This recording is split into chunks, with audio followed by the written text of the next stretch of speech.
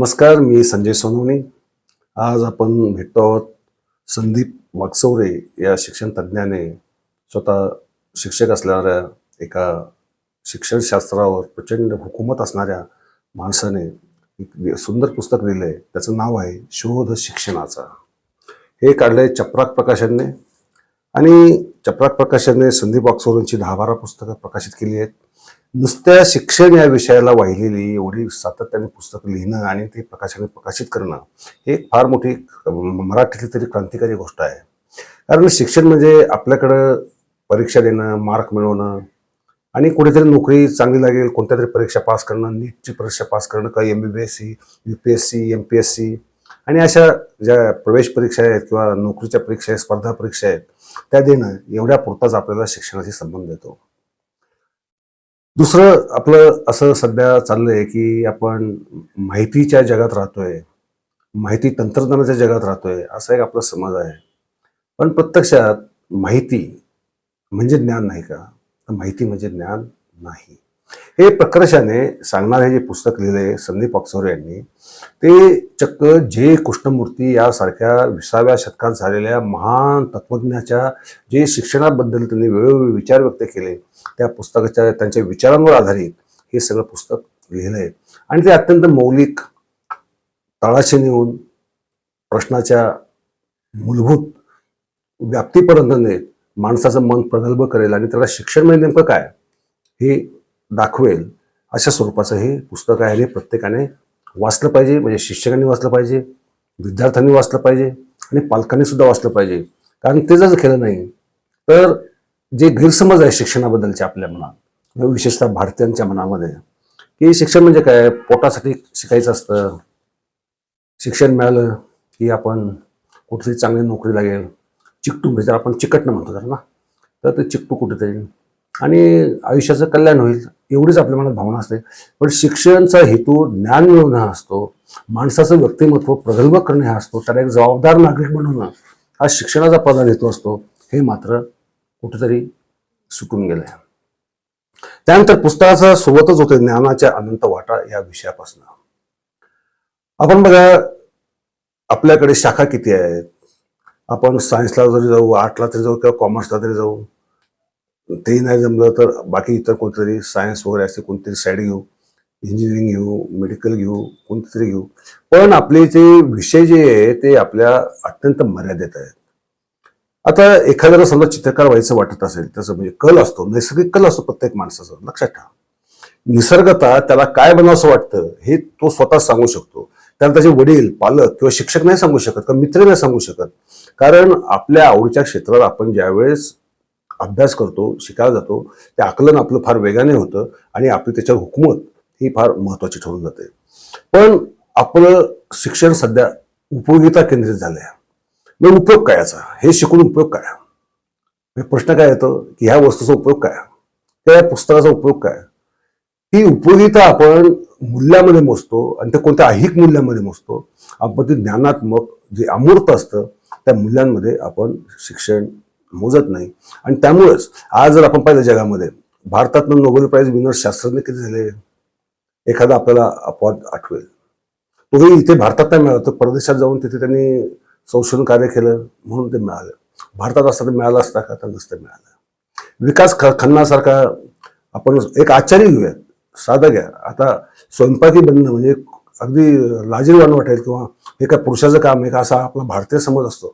पण त्या माणसाने अमेरिकेला गेल्यानंतर स्वयंपाक शास्त्रात एवढी प्रगती केली की त्याने मिशेलिन स्टार अवॉर्ड्स मिळवली, जगप्रसिद्ध रेस्टॉरंट काढलं, बराक ओबामापासून नरेंद्र मोदींपर्यंत त्याच्या हातचं खाऊन तृप्त झाले. आणि त्या माणसाने एक एवढी झपाट्याने प्रगती केली की आज थक्क व्हायला होतं. म्हणजे कोणतंही क्षेत्र, म्हणजे ज्ञानाच्या वाटा असंख्य आहेत. विकास खन्नाने वेगळं काय केलं की फक्त भारतीय स्वयंपाकाला आधुनिक पद्धतीने जगासमोर मांडायचं काम केलं. हे करण्यासाठी त्याला अर्थातच संशोधन करावंच लागणार असणार, त्याला ज्ञान मिळावं लागणार असणार, ते प्रॅक्टिस करावी लागणार असणार, हे सगळं भाग आहे. परंतु आपण तसं करत नाही. आपण एक रुळलेल्या वाटा ज्या आहेत त्याच मार्गाने जायचा प्रयत्न करतो. शेजारचा इंजिनियर जातो तर आपण इंजिनियर जाऊयात. मग त्यातलं स्वतः काय कळत असो अथवा नसो, मग कॉप्या करून पास व्हा, किंवा पेपर फुटायची वाट पहा, हे असल्या उद्योगामध्ये आपण पडतो आणि आपण स्वतःच्या पालकांचं आणि एकंदरीत आपल्या करिअरचं नुकसान करत असतो. त्यामुळं ज्ञानाच्या अनंत वाटा या पहिल्याच प्रकरणात ज्ञान हे अनंत आहे आणि खरोखरच येते, फॅक्ट आहे. आज अनेक क्षेत्र अशी आहेत भारतामध्ये की ती विद्यार्थ्यांनी पूर्ण दुर्लक्ष केलेली आहे, त्यामुळे त्या क्षेत्रामध्ये माणसंच मिळत नाही. उदाहरणार्थ मूलभूत भौतिकशास्त्र. आज कोणत्याही विद्यापीठात जाऊन पहा, मूलभूत भौतिकशास्त्र हा विषय घेऊन येणारे विद्यार्थी अक्षरशः अत्यल्प असतात. कारण त्यांना काय वाटतं की हे करून मला काय मिळणार, जास्त प्राध्यापकाची नोकरी. पण त्यात मी किती संशोधन करू शकतो, किती मोठं नाव कमवू शकतो, एक भौतिक शास्त्रज्ञ म्हणून नाव मिळवू शकतो. त्यात अनेक ज्ञानाच्या अजून क्षितिज अजून खूप आहेत, ती क्षितिजे मी ओलांडू शकतो, ही भावना आपल्या मनामध्ये नसते. दुसरी गोष्ट त्यांनी काय सांगितलंय, सर्वात महत्वाचं की अभ्यास किंवा शिक्षण हे फक्त पुस्तकात नसतं का? नाही, पुस्तकात नाही. पुस्तक ही तुम्हाला नक्कीच तुमचा अनुभव विश्व वाढायला निश्चितच खूप मोलाची मदत करतात. पण तुम्ही जे प्रत्यक्ष जीवनात अनुभव घेता, नवीन नवीन गोष्टीला सामोरे जायचं धैर्य बाळगता आणि अनेक प्रश्नांना स्वतः भिडता, तेव्हा तुमच्या ज्ञानामध्ये, बुद्धीमध्ये आणि तुमच्या विचार करण्याच्या पद्धतीमध्ये फार मोठा फरक पडतो. परंतु आपण ते मानत नाही. आपण नुसतं पुस्तकात, अभ्यासाच्या पुस्तकात दडून बसायचं, पाठांतर करायची, समजून घ्यायचं नाही. कारण आकलन शक्ती आपली काय, पाठांतर म्हणजे ज्ञान नव्हे. भारतामध्ये ही सवय आहे, म्हणजे हजारो वर्षापूर्वीची, आपण पाठांतर करतो. वेद पाठांतर केले, उपनिषद पाठांतरित केली म्हणजे आपण विद्वान झालो असा आपला समज असायचा. परंतु ते पाठांतर केल्याने डोक्यामध्ये प्रकाश पडतोच का, त्याचा अर्थ कळलेला असतो आणि तो समजावून घेतलेला असतो असं मात्र नाही. त्यामुळे पाठांतर किंवा कॉपी करणं हे काही ज्ञानाची किंवा परीक्षात मार्क मिळवण्याची साधन नाही. किंबहुना मार्क म्हणजे तुमच्या बुद्धिमत्तेचं सिम्बॉल नाही, प्रतीक नाही. मार्क हे तुम्ही किती पाठांतर केलं, कोणत्या प्रकारचे प्रश्न आले, त्याची उत्तर तुम्ही कशा हुशारीने दिली, त्यावर ते मार्क अवलंबून असतात. त्याचा तुमच्या बुद्धिमत्तेचा काडी इतका संबंध नसतो.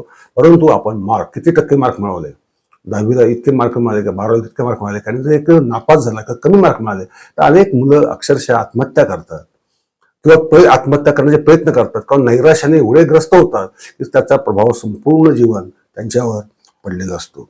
त्यामुळे मार्क्स म्हणजे शिक्षण आहे का, जे कृष्णमूर्ती म्हणतात की मार्क्स म्हणजे शिक्षण नाही, हा गैरसमज सर्वात आधी आपण मनातनं काढून टाकायला पाहिजे. मार्क्स हे तुमच्या बुद्धिमत्तेचं प्रतीक नाही, त्याचं कसल्याही प्रतिबिंब त्या मार्कामध्ये पडत नाही. तुमचं आकलन काय हे मात्र सर्वात महत्त्वाचं ठरतं, हे आपण लक्षात घेतलं पाहिजे.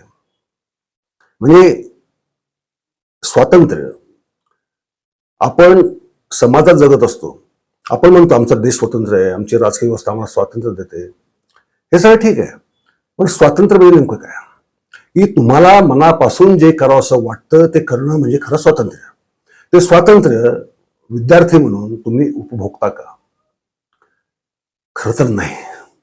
कारण हे सगळं करत असताना तुम्ही कोणाच तरी दबावाखाली ते काम करत असता किंवा अभ्यासक्रम निवडत असता. तुमचं त्यात स्वतःची निवड काहीच नसते आणि जी गोष्ट स्वतःच्या निवडीची नसते ती तुम्हाला तरी करावी लागते, त्याला गुलामी नाही, तर दुसरं आपण काय म्हणणार, ती गुलामी आहे. खरं तर आपल्याला स्वातंत्र्य पाहिजे की मला जो विषय आवडतो त्या विषयातच मी प्रावीण्य मिळवणार, त्या विषयातच यश मिळवणार, हे आपण लक्षात घेतलं पाहिजे. त्यानंतर शिक्षक म्हणजे संगणक नव्हे, असं अजून एक प्रकरण याच्यामध्ये आहे. संगणक काय, तुम्ही कमांड दिली की तो त्याप्रमाणे जे काही त्याचं असेल डाटामध्ये भरलेलं किंवा डाटा ट्रेन केलेला असेल त्यानुसार तो उत्तर देतो. पण शिक्षक हा आपल्या उत्तरांना स्वतःचा अनुभव, स्वतःचं आकलन, स्वतःचं अंडरस्टँडिंग हे सारं समजावून घेऊन तो तुम्हाला समजावून सांगत असतो. त्यामुळे एकाच गोष्टीकडे 3 शिक्षकांनी एकच गोष्ट सांगितली तरी प्रत्येकाच्या सांगण्याच्या पद्धतीमध्ये, आकलनामध्ये आणि त्यातून त्याला जे सांगायचे त्यामध्ये फरक पडतो.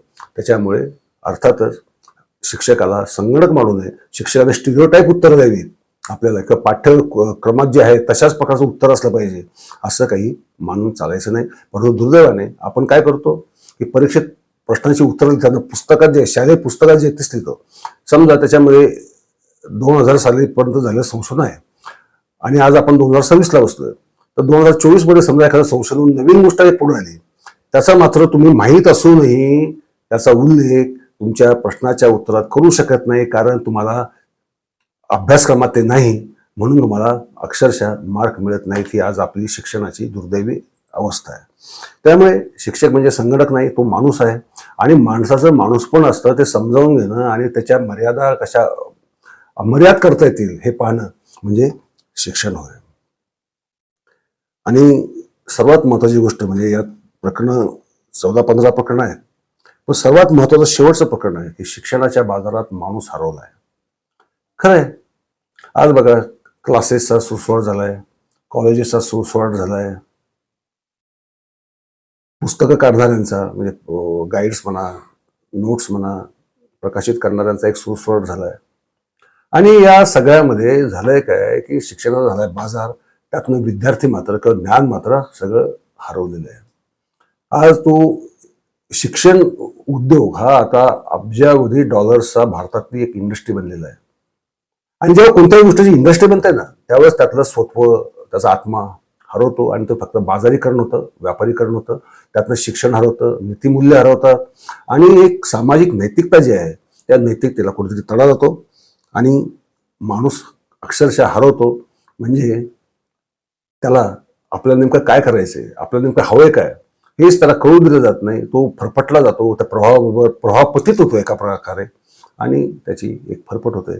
तर संदीप बागचौरनी जे कृष्णमूर्ती खरं म्हणजे 20व्या शतकात झालेले भारतातले एक महान तत्वज्ञानी आहे. त्यांचं तत्वज्ञान स्वतंत्र आहे. ते आपलं तत्वज्ञान सूत्ररूपाने सांगतात. ते काही प्रवचन देत असे मुद्दा एक घ्यायचा आणि 10 तास बोलायचं असं करत नाहीत. अत्यंत अल्प शब्दामध्ये परंतु अत्यंत अर्थपूर्ण असं मूलभूत शिक्षणाचं जीवनाचं तत्वज्ञान ते मांडतात.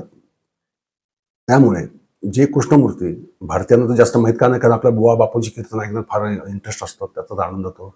आपल्याला कीर्तन करणं हा बुवा तो बुवा अमुक तात्या तमुक तात्या हे माहिती असतात, परंतु आपल्याला जे कृष्णमूर्ती माहीत नसतात. पण आपण एक गोष्ट विसरतो की या सगळ्या बाजारात जे खरं रत्न आहे ते मात्र धुसर झालेलं असतं आणि ते आपल्या प्रकाशात येऊ देत नाही. संदीप वाकचौरांनी या शोध शिक्षणाच्या या पुस्तकात ते मोलाचं काम त्यांनी केलेलं आहे. जे कृष्णमूर्तींचं शिक्षण विषयक तत्वज्ञान आहे त्याच्यावर त्यांनी हे संपूर्ण पुस्तक लिहिलेलं आहे. ते सर्वांनी वाचलं पाहिजे. चपराक प्रकाशनने ते अत्यंत चांगल्या पद्धतीने प्रकाशित केलेलं आहे. आणि संदीप वाकचौरचं हेच नाही, अजून 15-16 पुस्तकं चपराकने केलेलीच आहे. ती सुद्धा तुम्ही वाचली पाहिजे. कारण विनोबांच्या दृष्टीतनं शिक्षण काय आहे, गांधीजींच्या दृष्टिकोनानं शिक्षण काय आहे, किंवा जे काही शिक्षण तज्ज्ञ आहेत आतापर्यंतचे आणि आता जे सध्याच्या शिक्षणाचे जे प्रॉब्लेम्स आहेत त्या सगळ्यांचं एक साकल्याने केलेलं, एक चिंतनशील माणसाने केलेलं ते एक विवेचन आहे. ते विवेचन त्यांच्या पुस्तकातून आपल्याला पाहायला मिळतं. आणि हे शोध शिक्षणाचं मात्र मी रेकमेंड करेल की हे सर्वांनी अवश्य आपल्या संग्रहात ठेवलं पाहिजे, वारंवार वाचलं पाहिजे. आणि आपल्या पुढील पिढ्या कशा समृद्ध होतील, त्यांची ज्ञानाची कवाडं जास्तीत जास्त कशी खुली होतील आणि ते स्वच्छ प्रकाशाकडे स्वतंत्रपणे कसे बघू शकतील हे पाहायचं कर्तव्य आजच्या पालकांचं आहे. आणि उद्याचे विद्यार्थी जे आहेत तेही कधी ना कधी पालक होणारच आहेत. तर त्यांनी सुद्धा हे दृष्टिकोन बाळगले पाहिजेत आणि शिक्षणाकडे नवीन दृष्टीने पाहायला पाहिजे. हा शिक्षणाचा शोध नाही आहे, हा शिक्षणाचा शोध कशा पद्धतीने घ्यावा, कोणत्या पद्धतीने शिक्षणाच्या विषयाला समजावून घ्यावं आणि शिक्षण म्हणजे नेमकं काय, कशासाठी आणि त्याचा अंतिम उद्दिष्ट काय त्याचा, हा सगळा जो गाभा आहे, तात्विक गाभा, हा सगळा या पुस्तकामध्ये वर्णन होतो. अवश्य वाचा. धन्यवाद. नमस्कार.